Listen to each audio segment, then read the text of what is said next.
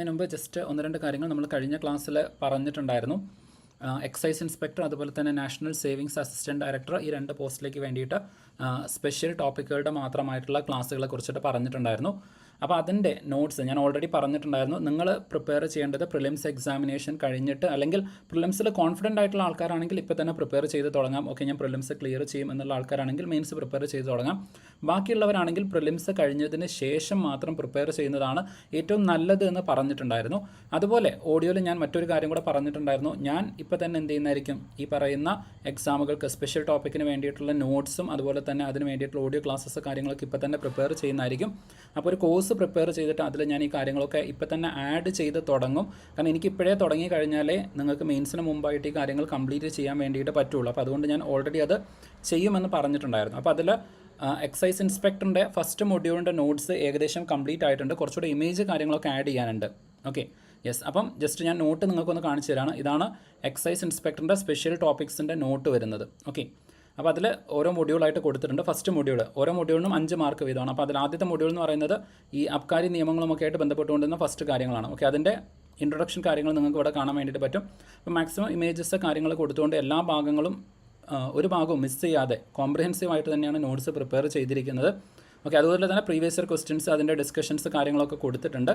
അപ്പോൾ നിങ്ങൾക്ക് ഒരു തവണ റീഡ് ചെയ്താൽ തന്നെ കാര്യങ്ങൾ മനസ്സിലാവുന്ന രൂപത്തിലാണ് നോട്ട്സ് കൊടുത്തിരിക്കുന്നത്. ഓക്കെ, ഓരോ സെക്ഷൻസ് കാര്യങ്ങളൊക്കെ എന്ത് ചെയ്തിട്ടുണ്ട്, ഡീറ്റെയിൽ ആയിട്ട് കൊടുത്തിട്ടുണ്ട്. ഇനി കുറച്ചുകൂടെ കഴിയുന്ന സമയത്ത് ഓരോ സെക്ഷൻസിൽ വരുന്ന ഇമ്പോർട്ടൻ്റ് ആയിട്ടുള്ള പ്രൊസീജിയേഴ്സ് ഉണ്ടായിരിക്കും, എന്തെല്ലാം കാര്യങ്ങൾ ചെയ്യണം എന്നുള്ളത്. ദെൻ അതുപോലെ തന്നെ അബ്കാരി ഓഫീസർമാരിൽ ഉൾപ്പെടുന്ന ഉദ്യോഗസ്ഥർ, ഇത് പ്രീവിയസ് ഇയറിൽ ചോദിച്ച ചോദ്യമാണ്, അതുകൊണ്ടാണ് ഇങ്ങനെ തന്നെ കൊടുത്തത്. ഓക്കെ, ഇത് പ്രീവിയസ് ഇയറിൽ ചോദിച്ച ചോദ്യമാണ്. അബ്കാരി ഇൻസ്പെക്ടറിൽ വരുന്ന ആൾക്കാർ ആരൊക്കെയാണ് എന്നുള്ള രൂപത്തിലേക്ക് ചോദ്യം വന്നിട്ടുണ്ടായിരുന്നു. പ്രീവിയസ് ഇയർ ക്വസ്റ്റ്യൻ നിങ്ങൾ നോക്കിയാൽ മതി. അപ്പോൾ അതുകൊണ്ടാണ് ഞാൻ എന്ത് ചെയ്തത്, ഇത് എടുത്ത് ഇവിടെ കൊടുത്തിരിക്കുന്നത്. ഓക്കെ, അപ്പോൾ ഇതൊക്കെ പ്രീവിയസ് ഇയറിൽ വന്ന ചോദ്യങ്ങൾ തന്നെയാണ്. ദെൻ അതുപോലെ തന്നെ എക്സൈസ് വകുപ്പിൻ്റെ ഇൻസ്പെക്ടർമാരുടെ ചുമതലകൾ കാര്യങ്ങൾ അത് കൊടുത്തിട്ടുണ്ട്. ദെൻ മൊഡ്യൂൾ 1 ബന്ധപ്പെട്ട് വരുന്ന ബാക്കി ഡീറ്റെയിൽസാണ് ഇവിടെ കൊടുത്തിരിക്കുന്നത്.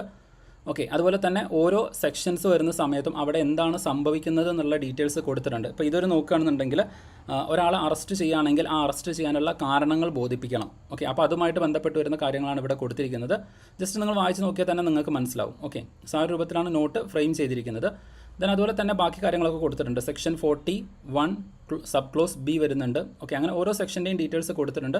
ജസ്റ്റ് ഒന്ന് വായിച്ച് നോക്കുക, എങ്ങനെയാണ് ഒരു പ്രൊസീജിയർ വരുന്നത് എന്നുള്ളത് നോട്ട്സ് ഇമേജസിലൂടെ ഒന്ന് കണ്ണോടിച്ച് നോക്കിക്കഴിഞ്ഞാൽ നിങ്ങൾക്ക് കാര്യങ്ങൾ മനസ്സിലാവും. Okay, yes. അതുപോലെ ഏറ്റവും അവസാനത്തിലേക്ക് വരികയാണെങ്കിൽ കുറച്ചുകൂടെ നോട്ട്സിൽ ഇമേജസ് കാര്യങ്ങളൊക്കെ ആഡ് ചെയ്യാനുണ്ട്. ഓരോ മൊഡ്യൂൾസ് ഏകദേശം ഒരു 100 പേജോളം നോട്ട്സ് ഉണ്ടായിരിക്കും.